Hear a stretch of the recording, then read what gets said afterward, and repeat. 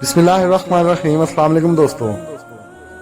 एक बूढ़ी औरत ने रेडियो स्टेशन फ़ोन किया कि वो कई दिनों से भूखी है और कई दिनों से सिर्फ सूखी रोटी और पानी पर गुजारा कर रही है, और कहा कि अल्लाह की राह में इसे कुछ खाने के लिए दें। एक मुनकर खुदा भी इसकी बात सुन रहा था और इस मुनकर खुदा को एक मजाक सूझा। इसने खाने पीने की कुछ अशिया खरीदी और इस बुढ़िया का एड्रेस मालूम करने के बाद अपने नौकर से बोला कि ये सामान जाकर बूढ़ी औरत को दे आओ, और जब वो पूछे कि किसने सामान दिया है तो आप बताना कि शैतान ने तोहफा भेजा है।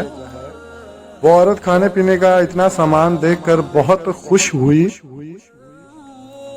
और जल्दी से अपने घर के कोने में वो सामान रखने लगी। इतने में नौकर ने पूछा, क्या आप मालूम नहीं करना चाहेंगी कि ये सामान आपको किसने भेजा?